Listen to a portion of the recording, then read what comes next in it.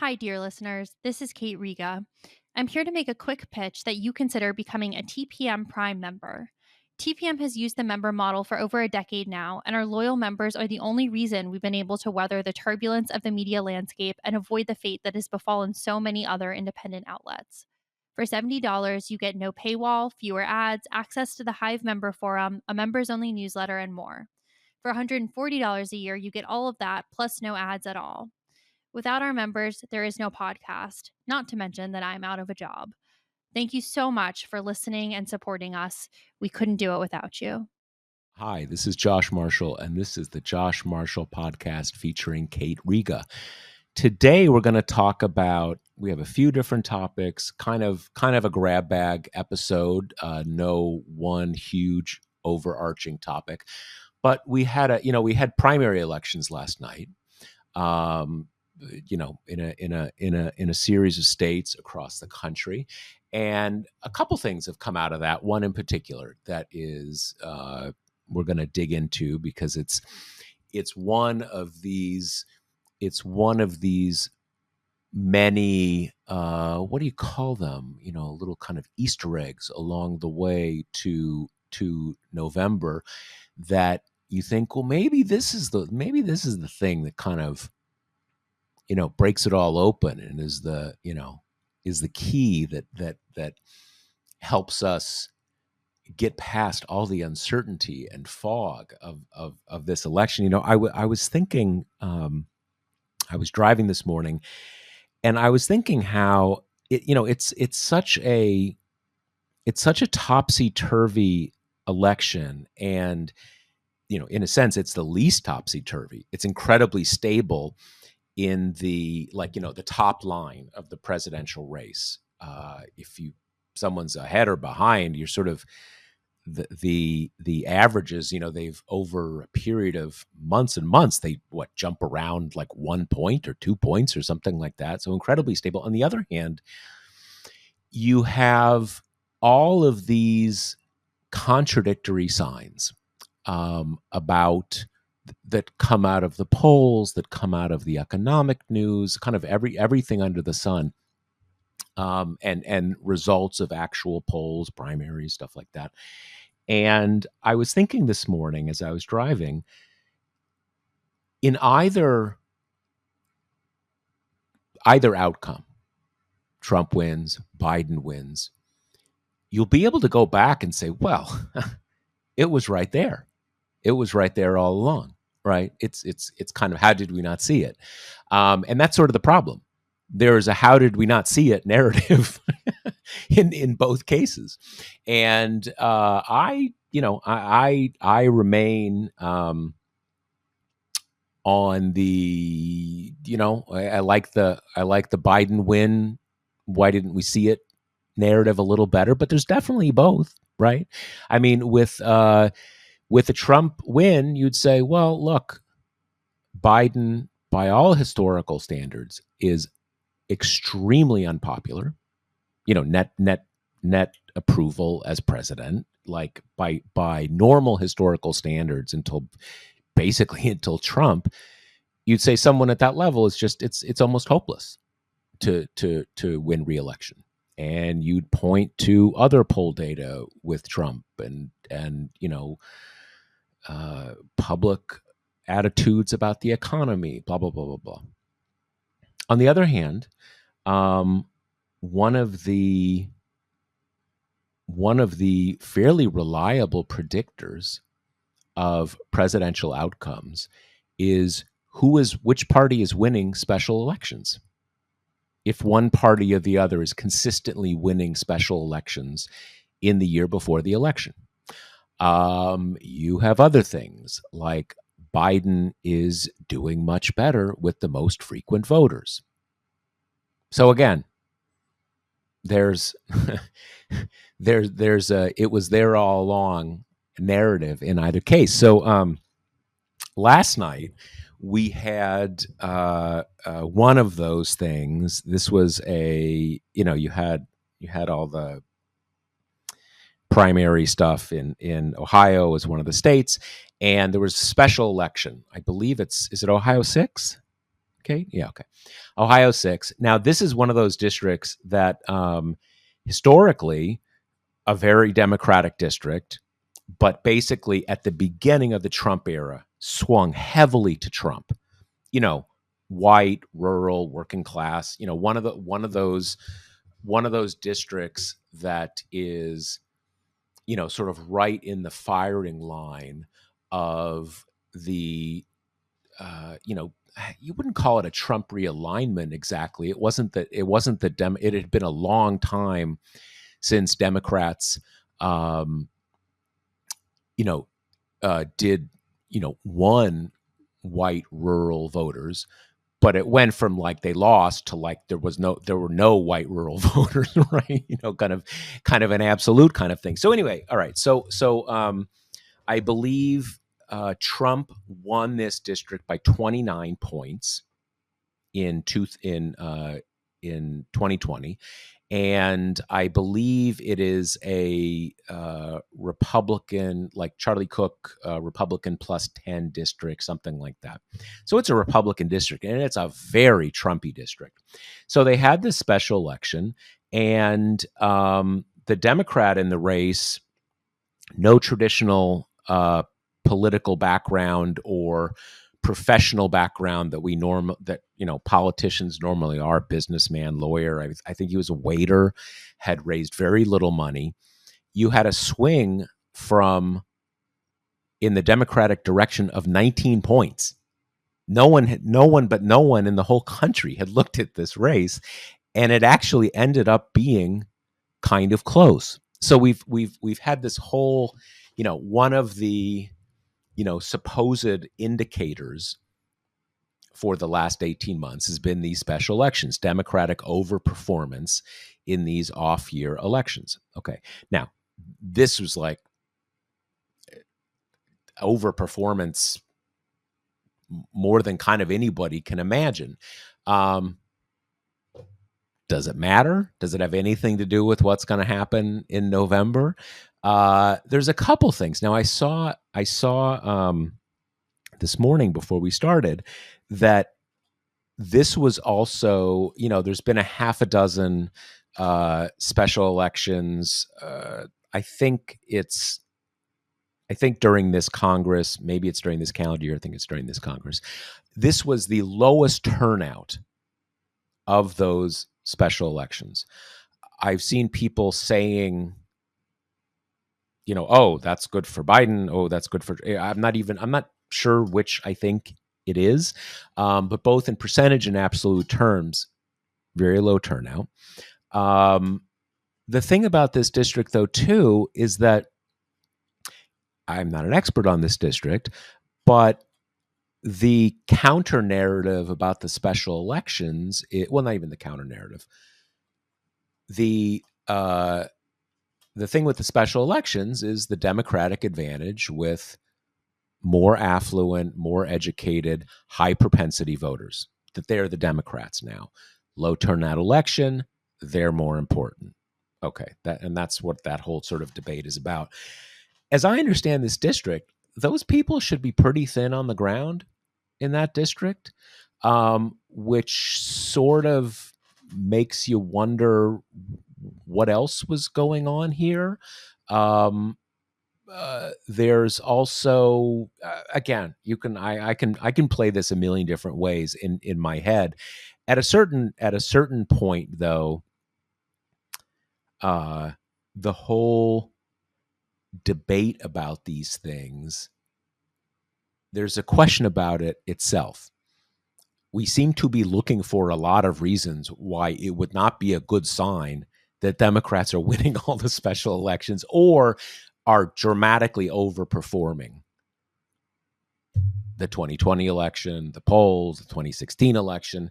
At a certain point, you say, maybe we should just take this on its face, that Democrats have an advantage that is not showing up in the polls and the national vibes, stuff like that. So with that intro, Kate, what do you make of it?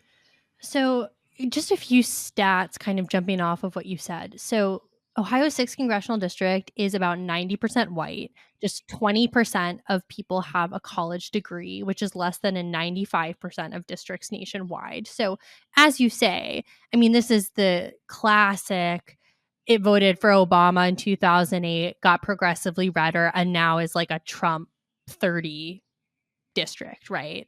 The guy who left the seat to go be a college president, he won it by 35 points in 2022. So huge overperformance in the kind of place, as you say, that you wouldn't expect a Democratic upset there, even notwithstanding kind of the special election strength. And, you also mentioned the Republican who's a state senator outraised this kind of Air Force turned, kind of service industry guy by like 30 times. Okay. Right. So, So basically, the guy must have basically raised no money, yeah, in essence. exactly. Right. The Democrat. So I think the optimistic spin on that is if Democrats can overperform well there are markers that are being missed. If Biden can similarly kind of, you don't even need to win these areas, but if you can kind of staunch the bleeding, that's a really big deal, just kind of like not let Trump run up huge margins in his pockets. So I think that's all like interesting. Also, given that this race had zero national coverage, like no one thought this was going to be interesting. So all of that I think is good and kind of reason for interest, particularly given the time that we are in the calendar. Trump's felony conviction kind of happened just before this, and maybe that's in the water, and you've got all that. Now, I think the pessimistic take is the same as the pessimistic take that's been on kind of consistent through all the special elections, right? Which is you accept there's been a shift. Like this used to be Republican locks. Now Democrats are the party of like high civil engagement. The people who vote all the time are steadily Democrat in a way that they weren't before. And that's good. Now, I think what people would say is, well, that's all well and good, and you'd rather have the high propensity voters than not have them. But this is a presidential election, and those are not the people who are going to ultimately decide it, right? Like you're in bad shape if they didn't come, but their coming alone is not enough. It's going to be the low propensity voters, which is how we like get ourselves into this agonizing spiral about how to figure out how this very small contingent of people are going to vote who are just like idiosyncratic and kind of impossible to predict or please because they don't pay attention to politics. They often don't have a very coherent set of policy preferences. They get their news more than any other time in a fractured, distorted way. So, we got into this before with the focus groups. You sometimes hear people say things that it makes you want to rip your hair out. You're like, you're holding contradictory positions in your head at the same time, So that's where we land. But I mean, my kind of overall takeaway is I think there's probably a bit of truth from both of those camps. I think this is freaking great news if you're Sherrod Brown. If this guy is winning a Huge. special election in this kind of district in Ohio, that means that maybe someone like Sherrod Brown, who's always had, kind of this greater populist appeal that many in the Democratic Party would like give their left arms for, that's a good indication that he's not out of the running, that Ohio has not become comprehensively red enough that a Democrat simply can't win no matter his profile. And what's good for Sherrod Brown is good for Joe Biden, just because we don't really live in an era of ticket splitting anymore. So if you're really high on Sherrod Brown, you're going to go out and vote for him. I mean, some people will still go Trump, but not many. And it's in a race where enthusiasm levels seem very low. That can't be anything but good news for Biden. Yeah, I think that's right, and there was also a poll out yesterday, today, I can't remember exactly, that had I think Brown up 5 points in Ohio. I've always been. I don't want to quite say I've been bullish on Brown. I mean, it's a tough race for all the obvious reasons, but he's he's got a strong track record in the state, and obviously as we know, Ohio has trended, heavily Republican in the last decade. We don't even really consider it a swing state anymore. But I'm a little more worried about John Tester. Although, I cautiously optimistic there too. On the one hand, when I saw that it was extremely low turnout, well, okay, if there's 20 high propensity voters in the district, maybe that was enough. If no one, if no one showed up, so I could definitely see the not mattering, the not mattering argument there. On the other hand, if no one's showing up in your extremely Trumpy district, that's an indicator in itself. That's a significant indicator in itself. And you can bounce back and forth here a million ways. There is always this idea that, they don't give a shit until Trump himself is on the ballot, and all these things. This is sort of this is why we are at where we're at. That we've got a lot of contradictory signals. I continue to think that I don't know, that there are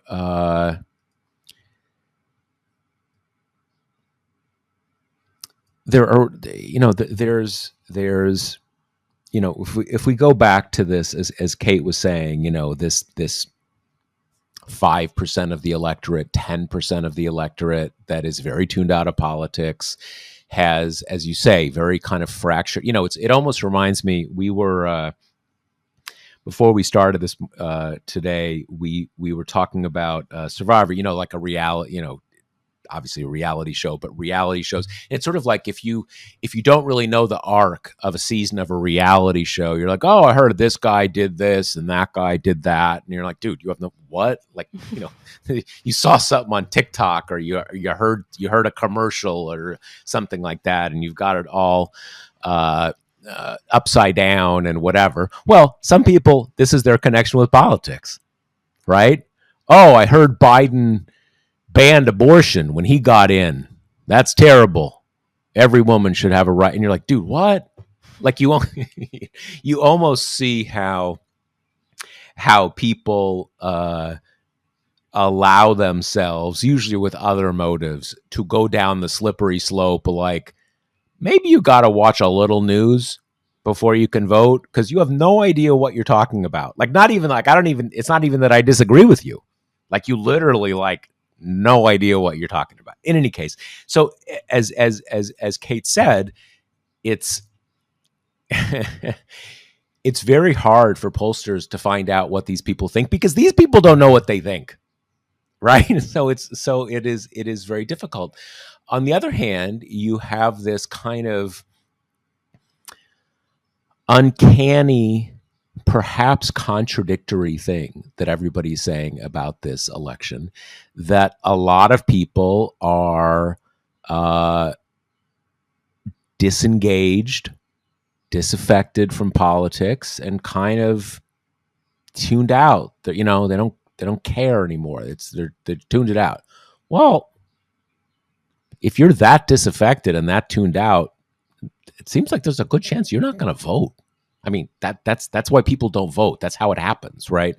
So, again, there's no knowing here, but we again have all the tea leaves, and we just, it's gonna be hard to tell. Anything else on this? I mean, that's kind of, no. Let's just segue from here to the 538 projection, because they're kind of related. I was thinking about that. Yeah. Which is, I'm sure, since our listeners are just as big of freaks as we are aware that 538 put up their big grand projection of, they're quick to say this isn't about who's going to win the election. It's about, kind of, if we go by all the metrics right now, who's going to win the election, right? I mean, that's what it boils down to. Yeah, and exactly. It's basically a kind of a statistical tie. It has Biden, has something like 53 out of 100 chances of winning, and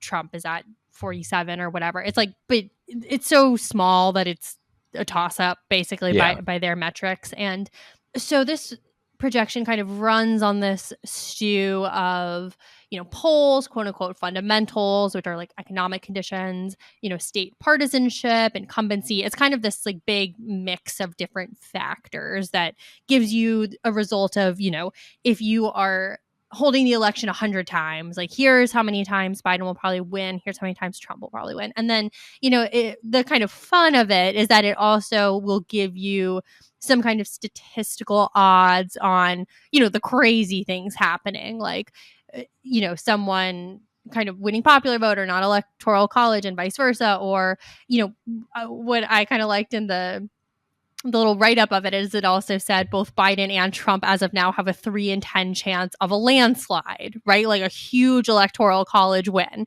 So, I mean, which gives you a sense of how tenuous this is months out from the election. Their projection is calling it 50-50 basically, and they're saying, and there's not an insignificant chance that either of these guys are kind of going to shellac the other. So that's where we're at right now. I think for some reason I found it buoying, and I think it's because the quote unquote vibes of people on the left have just been so awful that even if you don't really buy it, by virtue of being a high news consumer who isn't unlike the scary right wing of the internet, you're just kind of like stewing in it every day.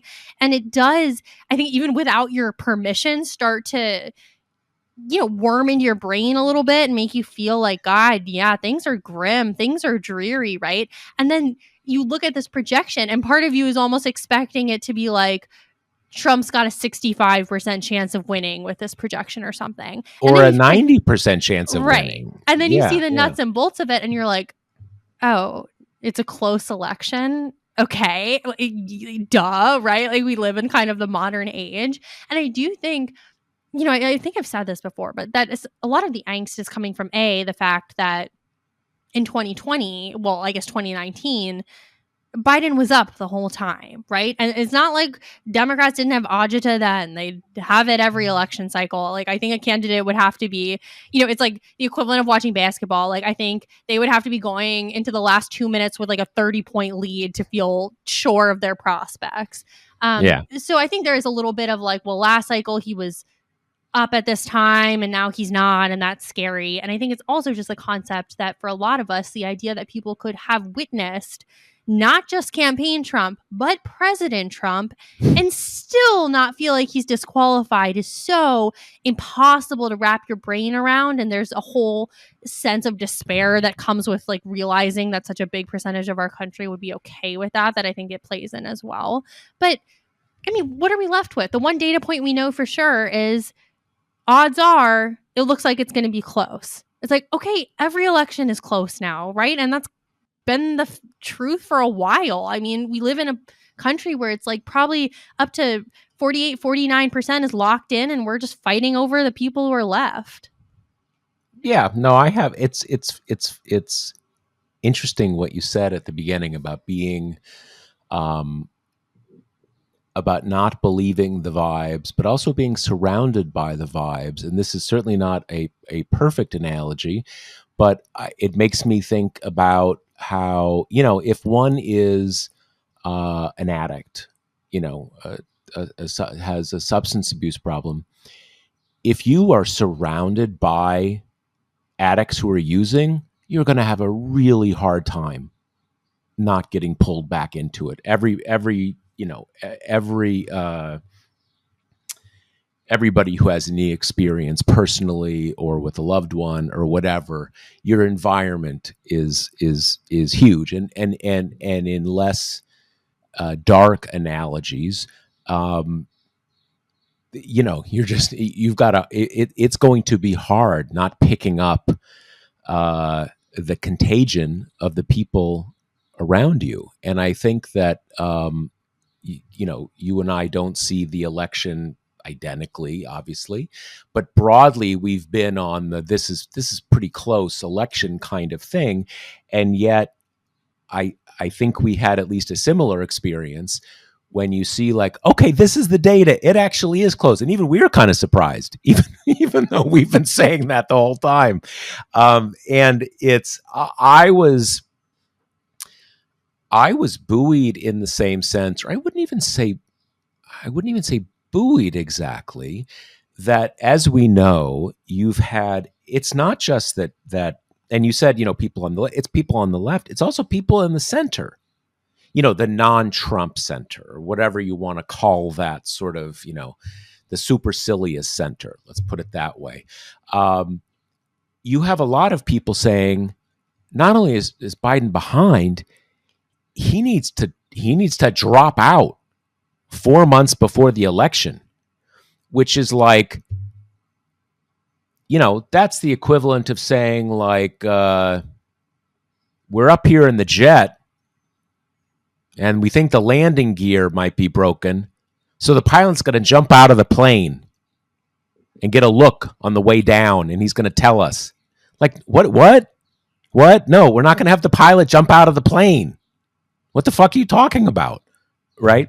And you've had like Ezra Klein go to this well twice, just before the State of the Union. And then what was it, a couple of weeks ago? After the shellacking he took after the first one, he was back for another slurp, right? And so it's maybe it's a combination of, you've got to be, kind of just acquainted with not so much American history, but the sort of the patterns of our politics and kind of the structures that they work in. That, I mean, if you're going to have the incumbent president drop out of the race a few months before the election, that's got to be a thing where you're like, he can't win. The prediction model has to say like 95% chance of defeat. And you're like, we are certainly going to lose. So you do anything. Maybe you do have the pilot jump out of the plane. So it is grounding to say, you know what? We're going to stop talking. I mean, because that's so insane to talk about that for first place. But this is a tied race. You're going to have the incumbent president drop out because it's tied. I mean, again, technically he had some, meaningless fractional advantage over Trump, but that is, truly meaningless level. So it just, and, look, any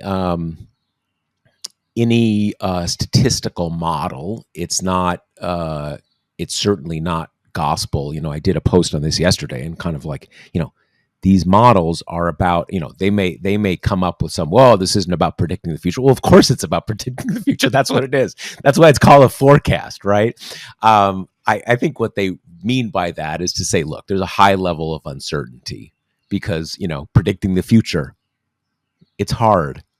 This is a life lesson most of us have learned at this point, even at a relatively young age.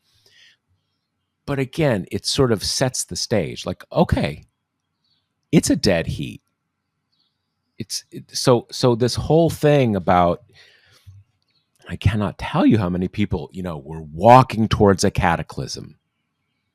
How many people? I keep hearing this thing. We're sleepwalking. Have you heard sleepwalking into disaster? And when I hear this, I'm always like, I'm worried, but I mean, I'm worried because I have my eyes open. Like, you may be sleepwalking. I'm seeing everything, and it's pretty scary. But like, I don't know. People have this thing about that. But in any case, I keep getting my desire for my impulse towards hyperbole keeps getting the best of me as I'm moving forward here. It tells us we can set aside all that stuff about it's hopeless, sleepwalking, blah, blah, blah. It's a tide race. And the thing about a tide race that is really good, or one of the things is good, it's better to be ahead by 10 points, obviously. But one of the good things about it is like, someone is going to win this on the ground. One campaign is going to run a smarter campaign and out hustle the other one on the ground, and they're going to be the winner, probably by a pretty tight margin. Yes, there's an outside chance that like there's some late moves and it's a blowout, but probably not. When was the last time we had a blowout? You know, that doesn't happen anymore. And so that is empowering in the sense of, what are you going to do? You know, don't tell me that you sending in $100, going over to Pennsylvania to canvass, it's going to be so fucking close that yes, all those little things count. And like that at least gives you a sense of like, I'm not just like a helpless hostage in the bank while the gunman's over negotiating with the cops. I'm in this, and that's empowering. So like that's great. I mean, and the other piece of this that I would prefer to be Biden than Trump, just read this specific forecast, is that it, at least right now, it identified kind of the tipping point state that is likely to decide the election as Pennsylvania. And, I'm not out here saying like Pennsylvania is California by any means, but it's been trending pretty decisively blue for a while now. It's also been a little more of a trustworthy blue, I guess, even than something kind of like Georgia, which is such a recent addition to that column. Totally. With Fetterman's win, you had this kind of big victory for even this progressive sensibility over the kind of Connor Lamb centrist type, right? Like you have Bob Casey running for reelection again this cycle, who, as soon as he, the only question was he had that cancer diagnosis, and as soon as he was like, no, I'm going to be okay, I'm running again, there were immediately, pieces sprouting up with Republicans quoted anonymously being like, yeah, well, this one's lost. There's no chance we're going to win this one now, right? So, obviously, is Pennsylvania winnable for Republicans? Of course, it's a close state, but its recent history, if I'm Biden, I'm much preferring Pennsylvania to be the kind of final state I have to win than the newer Sunbelt additions to the Democratic coalition, which, of course, I'm sure he'd welcome with open arms. It's much more fun to win an election by 5 states than to do it with 3 plus the wonky little one electoral vote from Nebraska. But, if that's the situation, if the task ahead is, we talked about this last week, but if Biden wins, if he holds Michigan, Wisconsin, Pennsylvania, gets the Nebraska electoral vote, he wins the White House. I mean, that's what's ahead of him. Is it comfier if he gets Arizona and Georgia and Nevada? Of course it is, but they're not must-haves, right? Those are must-haves.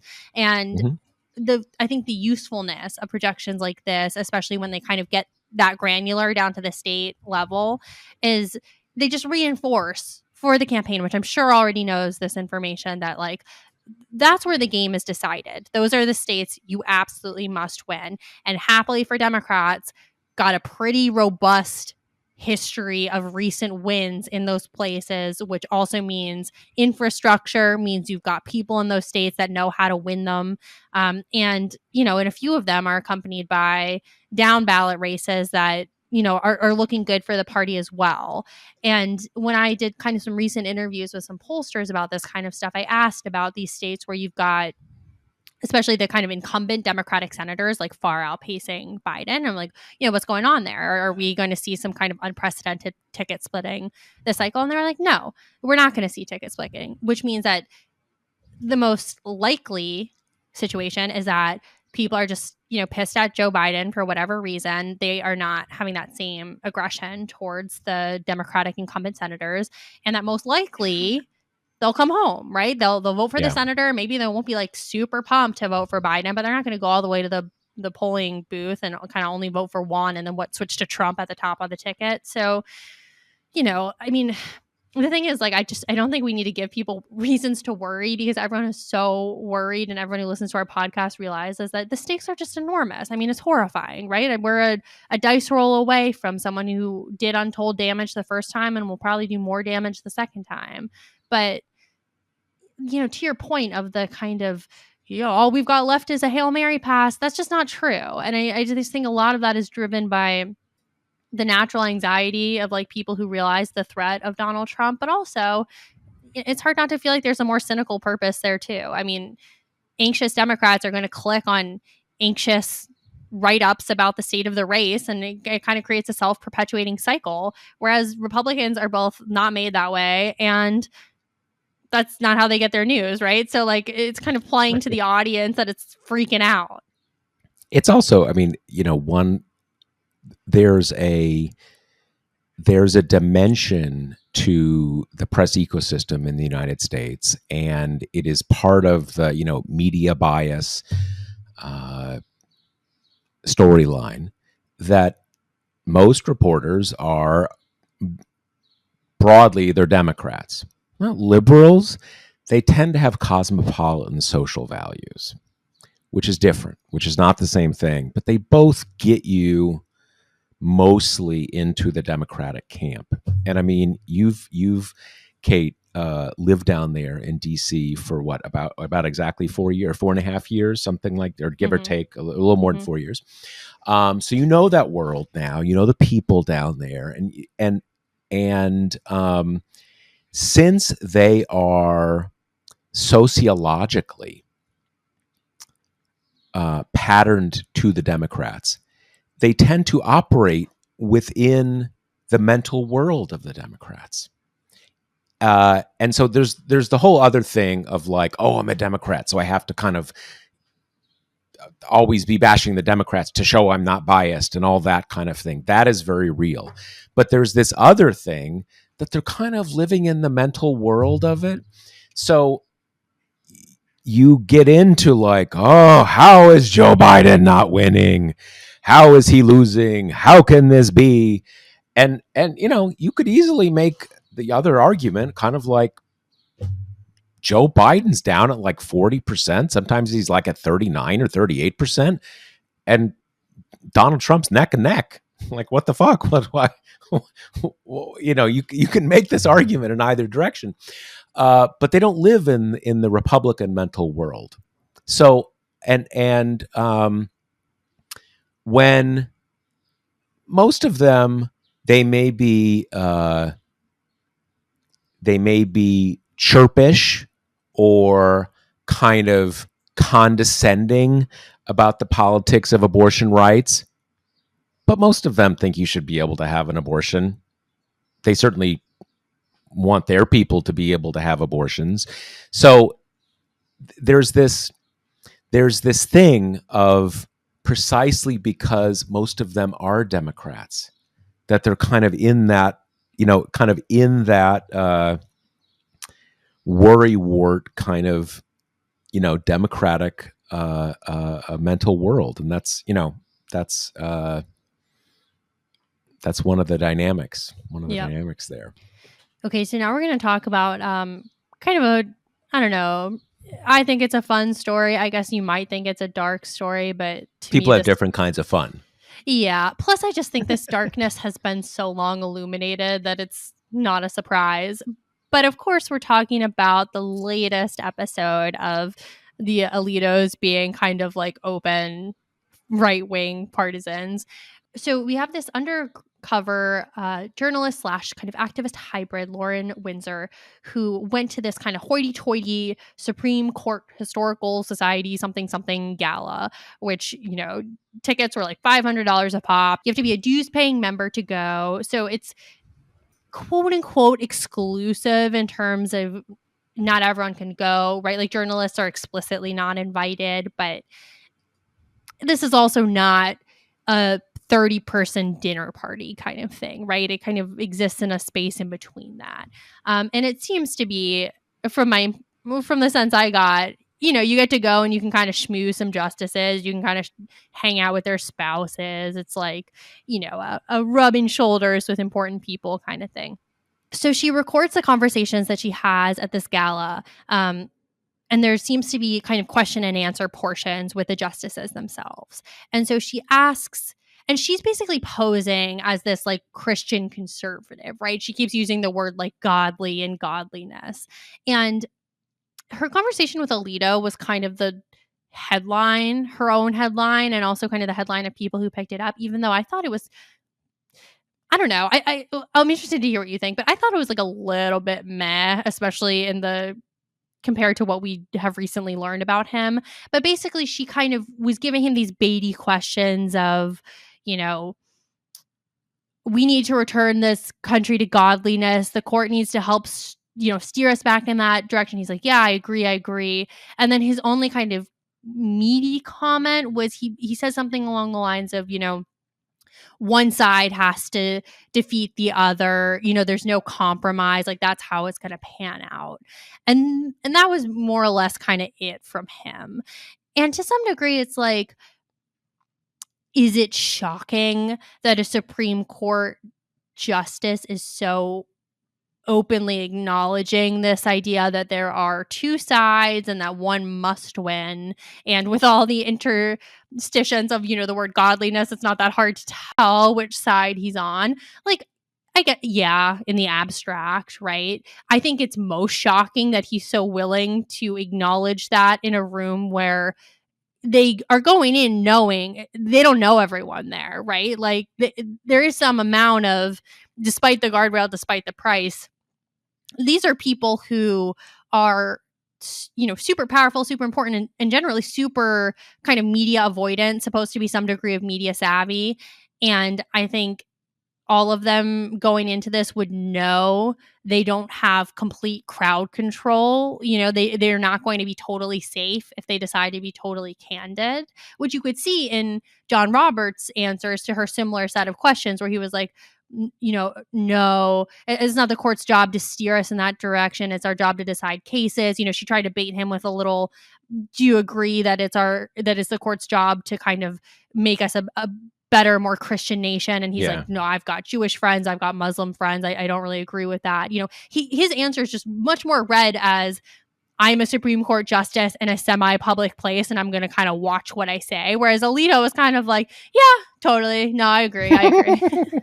Yeah, I mean, you could definitely read, you could read, I suspect Roberts is a bit of both. I think he's just not whack in the way that Alito is. I think he is part of the same corruption. There's tons of bad things about him.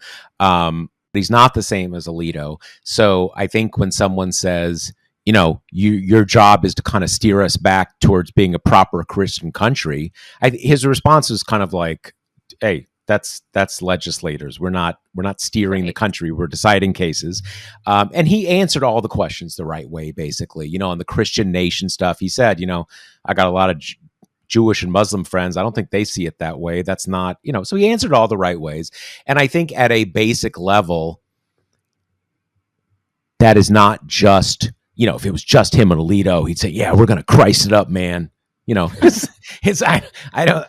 think that he does see things differently. But some of that is that a certain kind of person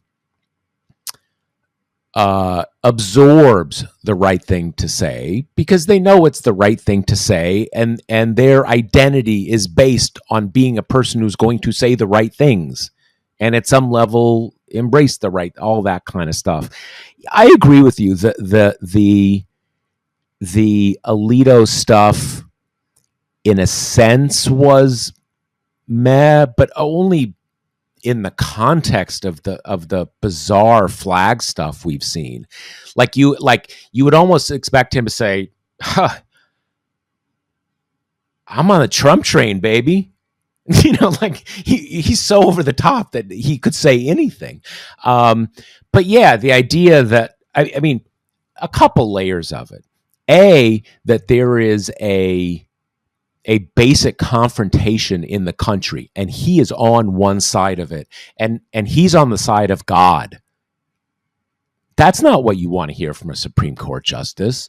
That's not, I mean, obviously, right? Even that's a problem. And as you say, it, as the sort of the converse of with Roberts, there's multiple layers of it.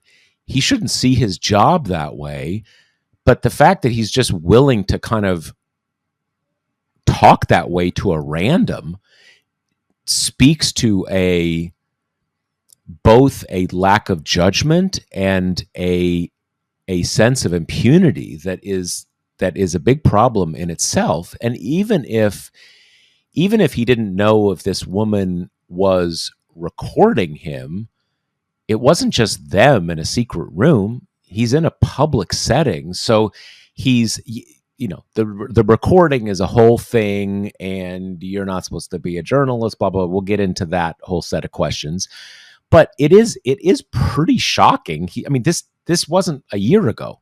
This just happened like a few days ago. So the idea that he's just coming off this flag stuff and he's still talking about building a godly nation, and the left and one side has to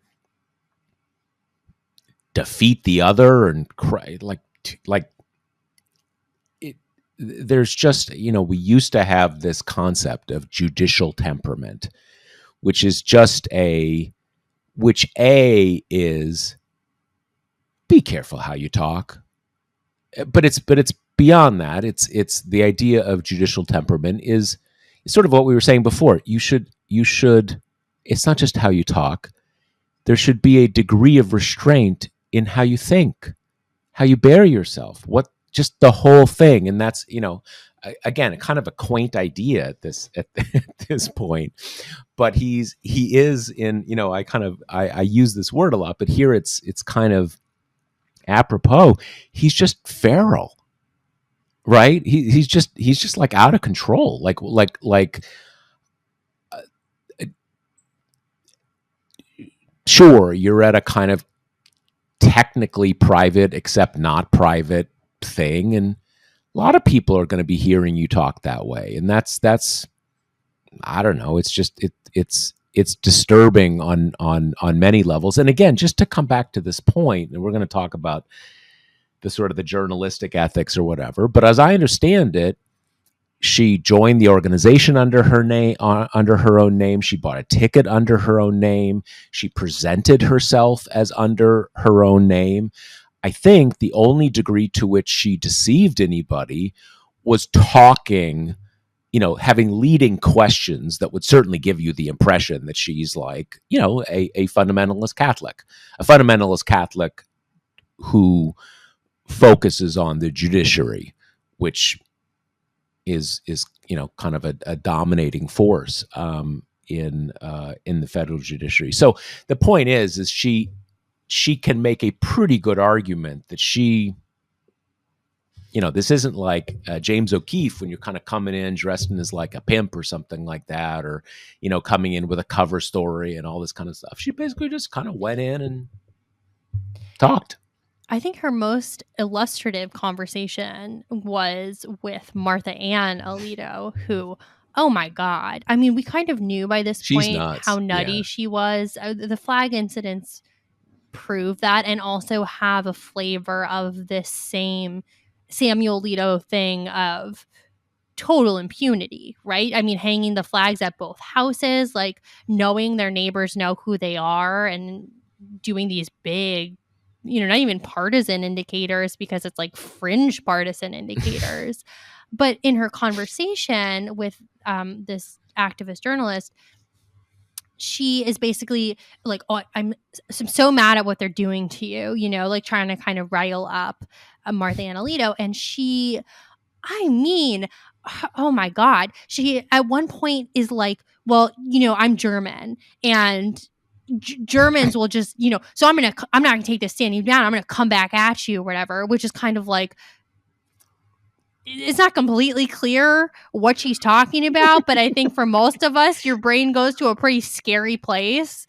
Oh yeah, I would say for most Americans, the Holocaust and World War II still bulks fairly large in people's fairly or not. Obviously, Germany and German culture is a big thing. It's been around for a long time, but that is still a relative. Like, people aren't thinking like, I don't know, like you've got a really vital green movement. Ooh, you're going to come on strong. I mean, what people don't think about that. Right. Of course they think about that. Like, what is she talking about?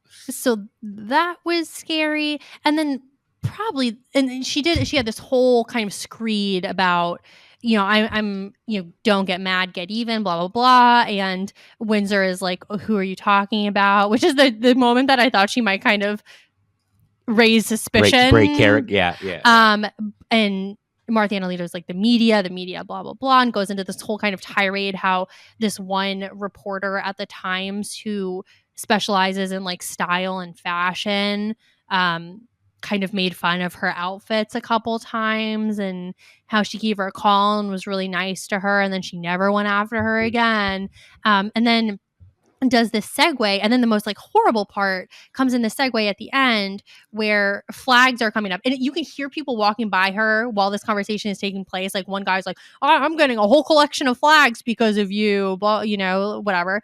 And she was like, oh, I'm so appalled that I have to look at a pride flag from across the lagoon for the rest of the month. And she's like, so here's what I do. He's like, no more flags, please, no more flags, which is hilarious. And she's like, while we're doing this nonsense, I won't do more flags. But as soon as we're free and clear, like I'm back on my flag game. And she's like, in the meantime, I've been designing a flag in my head, and it's the Italian word for shame surrounded by flames. And that's what she wants to fly as like a rebuttal to the pride flag.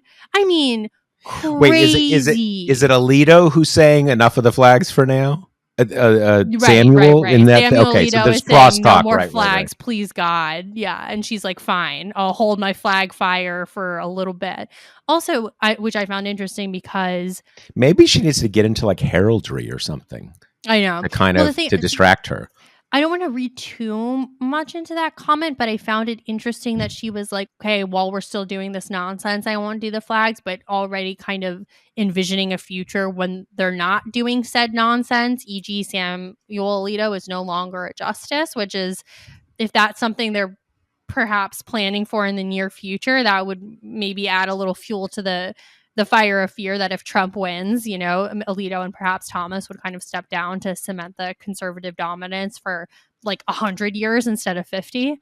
Then you'd have four. Then you would have, I think, 5 of the 6 under 60. Yep.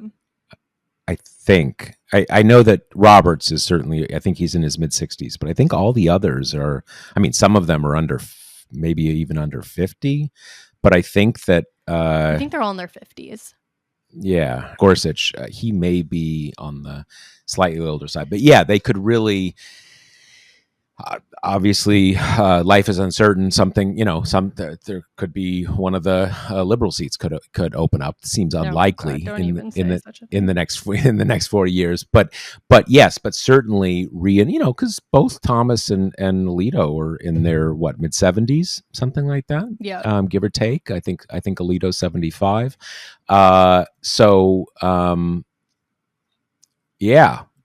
Yeah, and Republicans are just in addition to this, in addition to the seat they straight up stole, they're really good at Kennedy. Time to make the transition.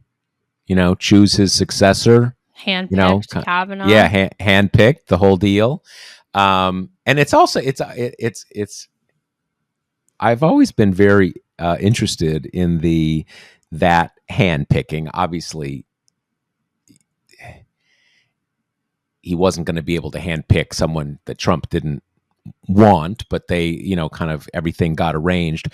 But it's always interesting that Kennedy was seen as another one of these justices that had sort of moved somewhat towards the center over Kennedy was the one, the two failed nominations under Reagan, blah, blah, blah, blah, that he had moved to the center, to the left, and on some issues, the gay marriage, he wrote the gay marriage opinion, and yet Kavanaugh was the guy he wanted. So you can kind of, there's this funny thing where his judicial identity did not fully coincide with his decision writing. And look, there's a whole. I'm sure all the people who follow the justices and the opinions. There are many issues where Kennedy was always clearly part of the conservative majority. Blah blah blah blah. But still, there's a it's not he's not the same as Kavanaugh. He's not he's in a different place. So yeah, Shows the you where court his the court priorities could were, though, right? Like, on many he's kind of levels on many yeah. known for being. I mean, that's his quote unquote kind of legacy. I think in the eyes of most people was being the conservative who surprised everyone by being a little bit socially liberal, Yep. in important moments, And the guy he picked, while maybe they're very kumbaya on the areas where Kennedy was a traditional conservative, this guy was almost certain to roll back some of those kind of privacy, civil rightsy gains, Absolutely. and Kennedy was more than pleased to kind of hand over the keys. Yep. And it's also I do think that some of this goes back to the origin of the Federalist Society, which was based on many things, but one of them was this perception, not altogether incorrect perception among conservatives, like we get conservative presidents and they put people on the court and they don't turn out to be that conservative. And some of this is this sort of the acculturation in the judicial academy, in the sort of confraternity or whatever, not the non-gendered version of that noun would be, confraternity of judges. There's an acculturation there. So a lot of the idea of the Federalist Society is we're going to breed these guys from birth, basically, and we're going to make absolutely sure that they are down the line. And Kavanaugh is one of these guys in some way, all of the since the late 80s, certainly in the 90s, all the conservatives have been come out of the Federalist Society trajectory in that thing. Another big turning point for them was Souter. They were trying to kind of pull a fast one on everybody. He had no paper trail, and that didn't work out for them. So that's where the whole Federalist Society thing comes from. But Kavanaugh, almost uniquely, the new IVF controversy is ironic, since he is like an IVF justice. They bred him from a test tube to be a right-wing justice. I mean, like almost literally just from childhood. Right. So in some of these ways, like, at the end of the day, we have seen how Kavanaugh is very much a bro at many levels, but he has the training. Like, he would know the privacy stuff is not going to cut it, even if with the people he wants to go to parties with, they'd like him to kind of do the right thing. It's a training. And it's a fascinating question, kind of what Kennedy's thinking was, and how kind of identity and socialization, again, doesn't line up with judicial philosophy. And in some ways, that's the sort of the whole, that is the, that's the whole lesson in some ways of the last 50 years, but certainly of the last decade, of seeing that kind of like, if you're really trying to understand all this stuff within the four corners of the decisions, you're like in Plato's cave. This is not real stuff. This is about power and identity, and you dress it up into fancy language you learned in law school, but let's not fool ourselves. So let's just really briefly talk about the journalistic ethics piece, because we do have one more thing we want to talk about before we wrap, which is just there's been this kind of like meta controversy because Lauren Windsor did to some degree pose as someone that she wasn't. And kind of more to the point, in the course of normal journalism, you just have to announce yourself. Like the person that you're talking to has to know that you're a journalist because, it just puts you on fair footing. And sometimes that's implicit because, you're wearing a badge walking around the Capitol and everybody, the journalist badge is a special color. So everyone knows who you are. If you're cold calling someone, you have to be like, I'm Kate Riga from Talking Points Memo. It's just not fair if people don't know that they're on the record, that you're going to print their words. It's part of the fairness that they need to know who they're talking to. And, and that goes double for non-sophisticants, right? People who are not used to dealing with the media, blah, blah, blah. Now, some of that has come up with her because she was doing some degree of kind of pretending and not being totally forthcoming with who she was, even though, this event could have kind of vetted their guest list. They could have figured out who she was. But in the moment, she did not tell them that she was to any degree a journalist. Now, her kind of retort to this has been, there is no way to report on the court following kind of traditional journalistic methods in terms of, and I actually saw this criticism on Twitter the other day and it made me crazy. Someone tweeted, one of these kind of press watcher guys, if Manu Raju covered the Supreme Court, we would have known about the flag thing immediately. And it's like, look, that's just not true, because covering Congress and covering the Supreme Court are completely different animals. Like, in Congress, it's still somewhat undemocratic because the big outlets have a billion people there and the small outlets don't. But they are loose in the Capitol. They walk through the hallways. Like, you can, the beautiful thing about it is you can catch them and ask them questions. And there are a few who won't answer questions in the hallway. They tend to be kind of short-lived in the institution. But that does not happen at the Supreme Court. You can't walk around their chambers and bump into them and grill them and ask them questions. Like, they are so insulated from the public to the degree that they do events. They're often very, very protected ones. And if they're taking questions, it's usually with the implicit or explicit agreement that these are not going to be like, who leaked the Dobbs decision, right? Or asking about their kind of intra-conference conversations or, what did you have to give away to get this opinion? It's never stuff like that. They'll go to an event at like Harvard Law about, the progression of administrative law from this Supreme Court to now, right? It'll be wonky, high-level, theoretical legal stuff where they don't talk about ongoing cases or even often recent cases. And, I've watched footage of these events before, like at 2 times speed to kind of try to see if they'd said anything newsworthy in there. And they're usually just specifically picking stuff where they are avoiding any live wires. So because of all that, and you have the added layer of even getting in the building at the Supreme Court is really hard. Like, there are only a couple dozen reporters who are given what they call hard passes, basically people who don't have to kind of like apply to get in for specific cases. And, there's all kinds of kind of Byzantine requirements, like you have to go there in person enough and blah, blah, blah.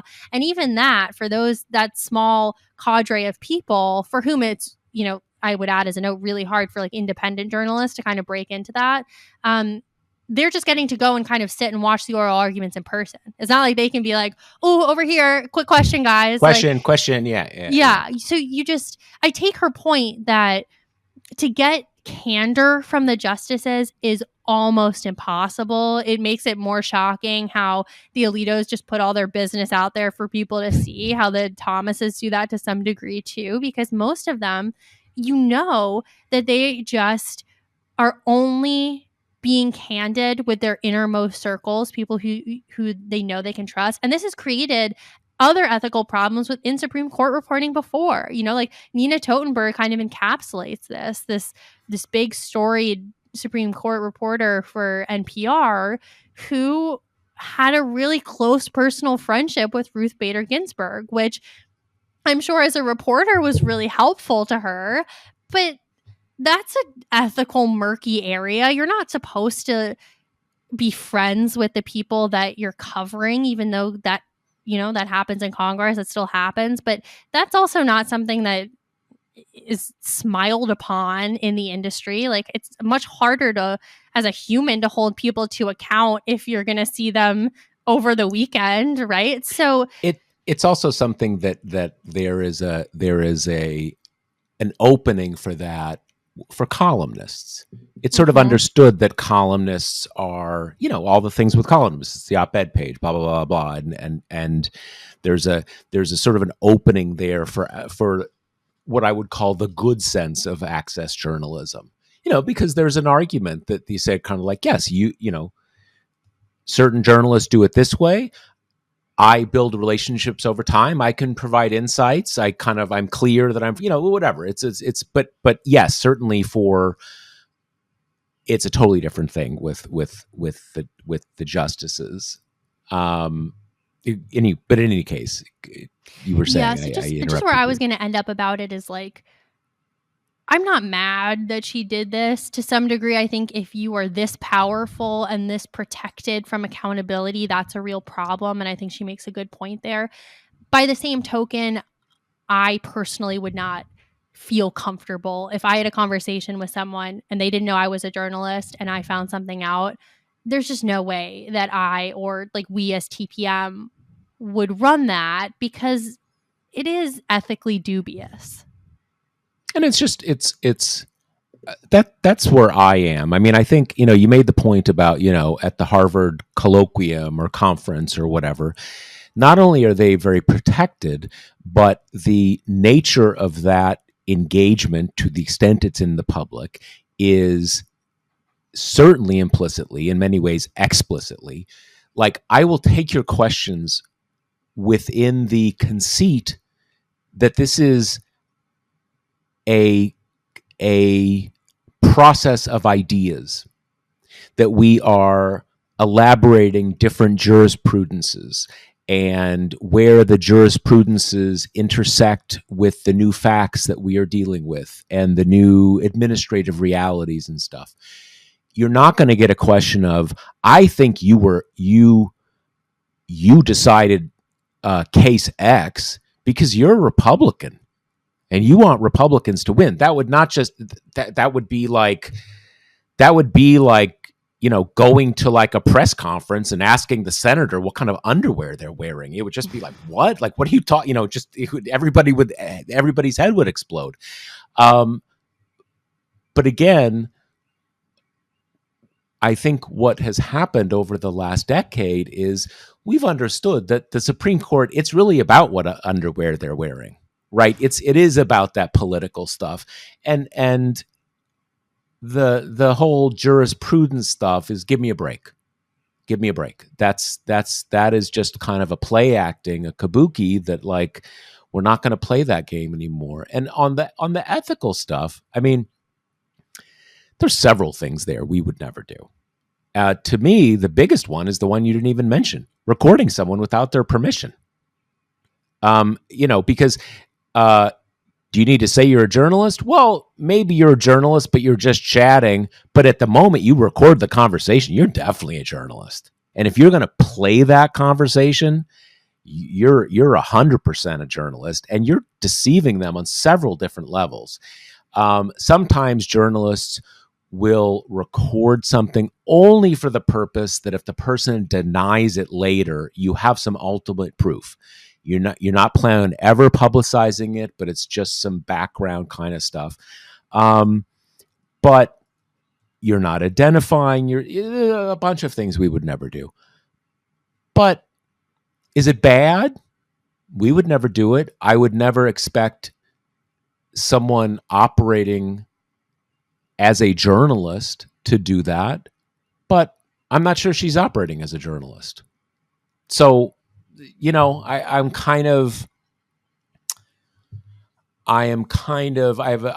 have a degree of indifference to what she did here. With having said that, we would never do it, because again, there's certain things you would never do. Certain things you would never do as a doctor. Certain things you'd never do as a lawyer. But they're not bad things. They're just certain things that are not acceptable for the role of that kind of person in our society, that kind of professional in our society. And with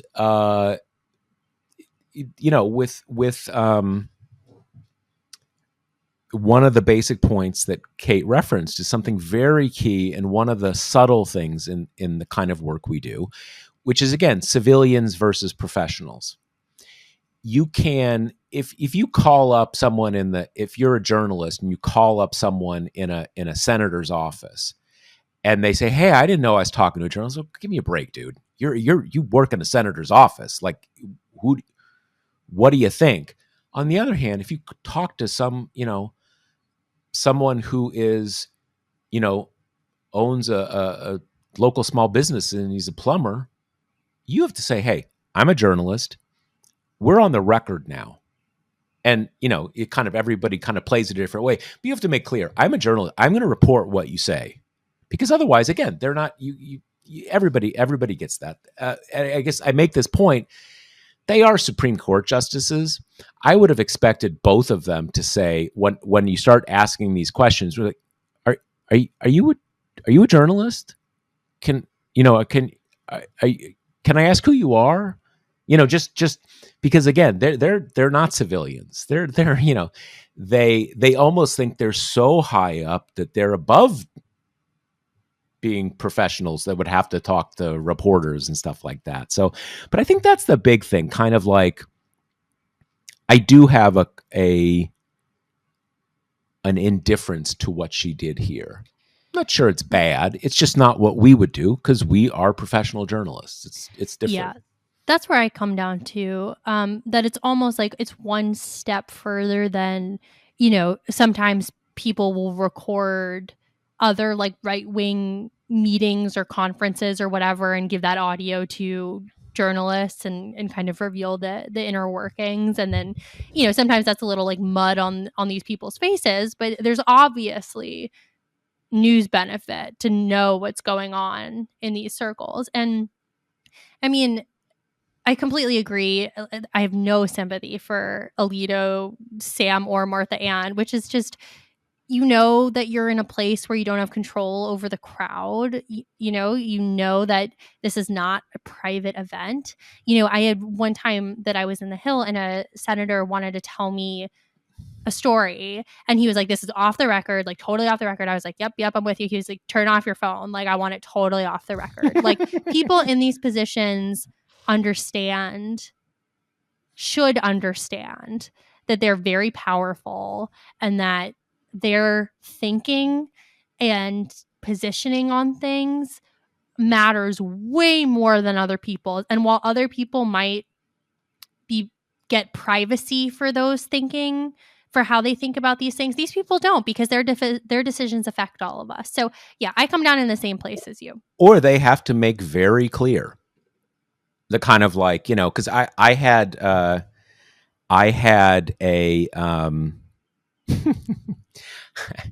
very early in my career, there was a big scandal, not me, but God forbid, a big scandal that I was reporting on, and I call up the press person for the scandal person, right?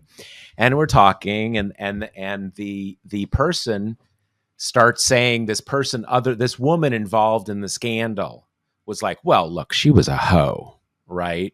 So, I mean, I'm barely exaggerating here. Like, she was easy and blah, blah, blah, blah, blah. And I'm sitting there like, I can't believe this person is saying this, right?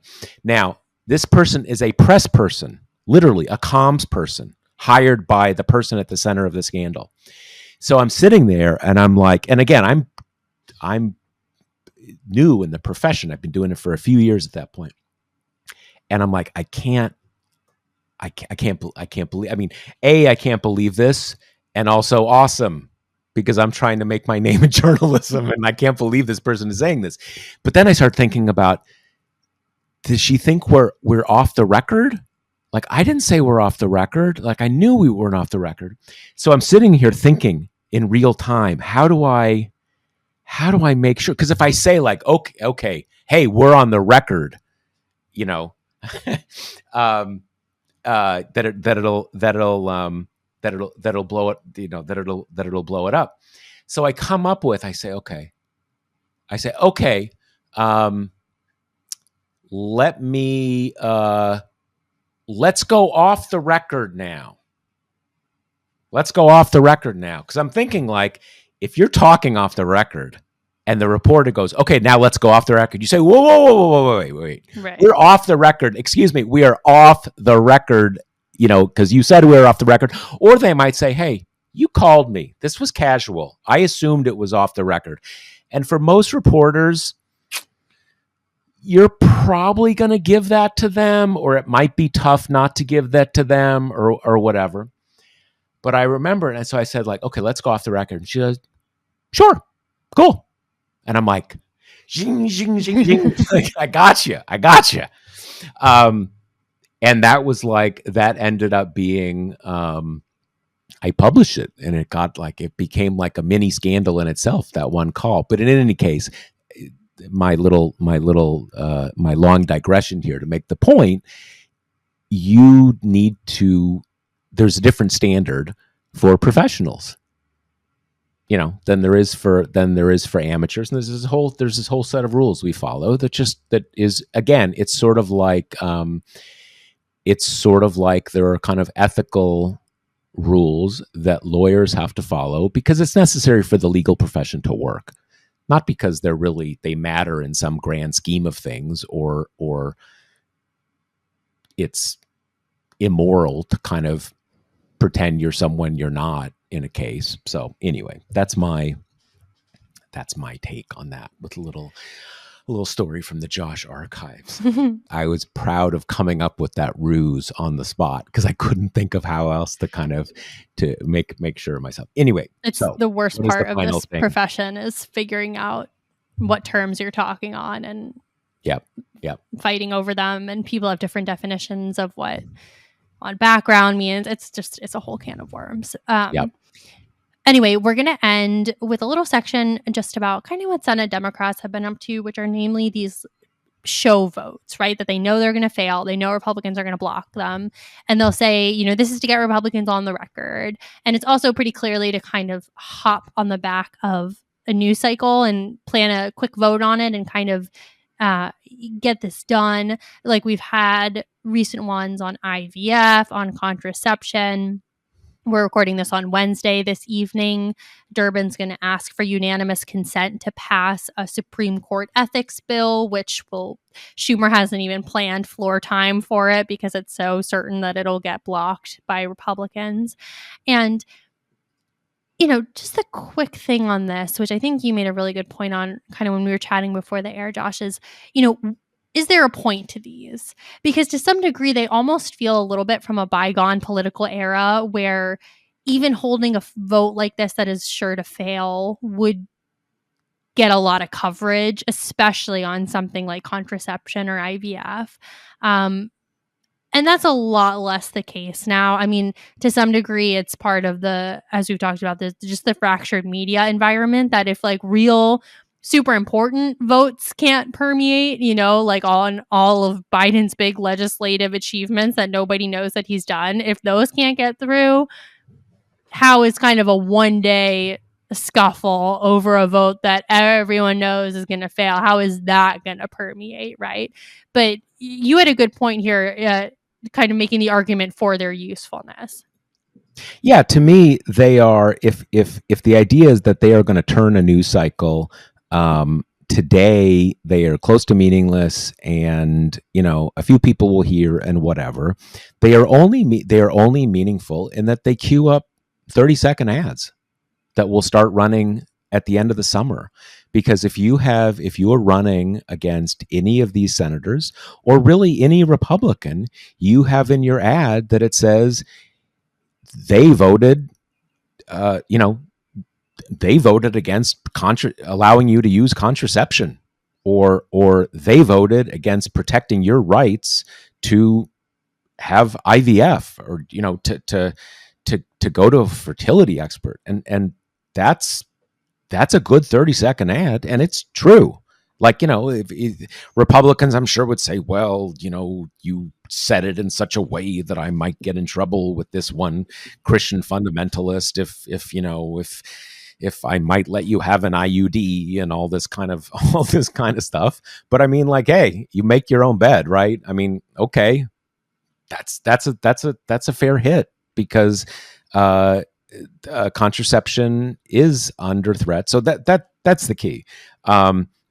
To the extent that these queue up 30-second ads and mailers and stuff like that, they are 100% worthwhile to do. And I hope that is what they're doing, because, as you said, they're kind of doing these sort of out of their back pocket.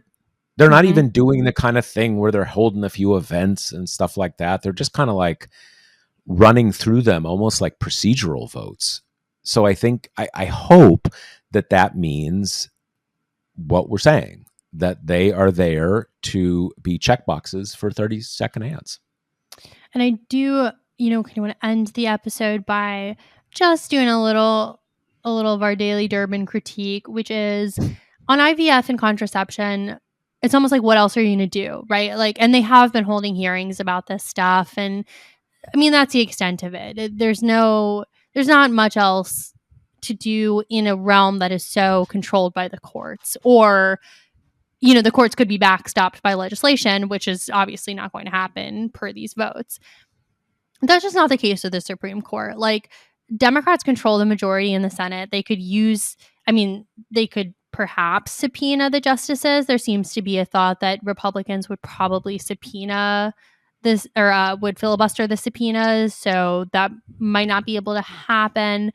Even so, you could still bring people in, kind of extend the flag story, do a whole thing on Alito being a partisan hack, right? And there's just like no energy for that whatsoever. And the most kind of recent updates on it are like, Raskin was talking to reporters and he was saying desperate times call for desperate measures.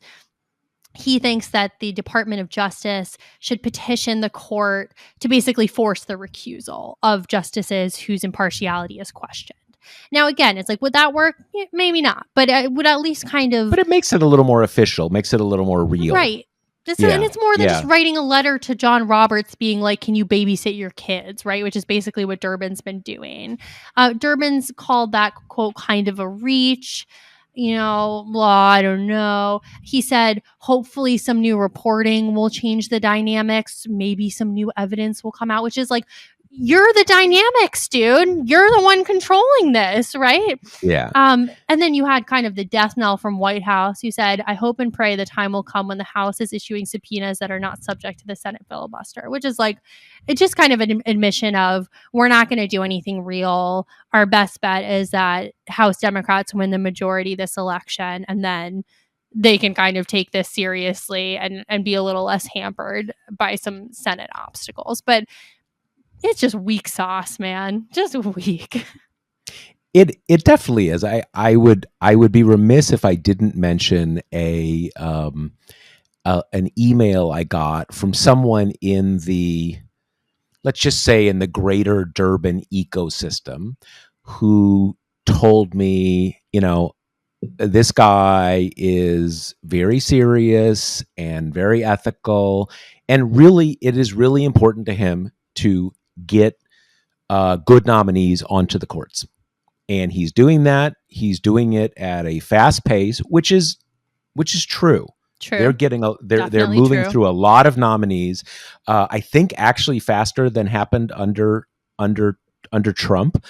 So just for factual basis, that part is true. And this person said, you've got to take that into account when you're calling him hack and all the different things we have called him, and that he may think that making a big, having hearings and making a big stink about Alito may slow down that pace. So this person wasn't defending everything, but in the spirit of sort of like, you're not showing the full picture. So I take that. That's Okay, fair. yeah, that's fair. And again, for all the things we say, um, he's not, sitting on a lot of nominees. They are moving nominees onto the courts at a very fast clip. So I guess my thought, and I don't know enough about exactly the personnel and all the sort of the committee politics. Would it really slow down? Is it really an either or? Are you going to kind of, ruffle the feathers of one Democrat or one Republican and suddenly the things get kind of gummed up? I doubt it, because everybody knows that the moving the nominees is a zero sum game. Everybody gets it. So I don't think Republicans are doing Democrats any favors there to kind of let them speed it up. And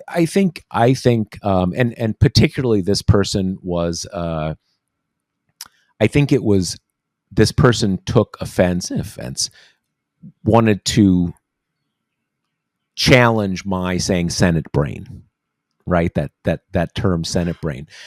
So again, as Kate and I said, I take that point, but I do think we are in an era where you have to be doing the inside game and the outside game. You do, and for anybody who has sort of taken and embraced our criticism of Durbin, put that part in your thinking too, that he has moved the nominees very fast, probably as fast as anybody could. But for our part of it, again, there is the Senate brain, because I think you're up there. You start thinking that that is the only part of it, but it's not. You have to be doing that external game too. And as you said, kind of like, it's funny to talk about maybe there'll be some more reporting. I guarantee you, every reporter says to that, you have subpoena power. You could subpoena stuff. It's the senators who the Senate investigations that break stuff open, and then they leak it to reporters, and that's how the Right. ecosystem works. But in any case, I hope we've given you sort of a full picture there. And again, let's hope they're gonna let's hope there is a good slipstream of not from show vote to God's ears, but from show vote to 30-second ad maker, right? So people can, 30-second ads have kind of people cheesy. It's almost like people take it as almost like a euphemism for cheesy politics. But 30-second ads to help people are a way you communicate to people about what's actually at stake. And the fact Yep. that people are not willing to say, like, yeah, we shouldn't ban IUDs. People should know that. People should know that. So, all right, we've gone very long. Hopefully, to good effect. Even if I, for some reason, had to share that one moment of brilliance from my early career. In any case, I think that's it. Anything more we have for this episode? Mm-mm. All right. Talk to you next week. See you then. The Josh Marshall podcast is hosted by me, TPM reporter Kate Riga, and TPM founder, editor-in-chief Josh Marshall. The show is produced by Jackie Wilhelm. Thanks to Why Not Jansfeld for our podcast theme song, and thanks to all our TPM members who make this possible. Rate and review us on Apple Podcasts, and subscribe wherever you listen.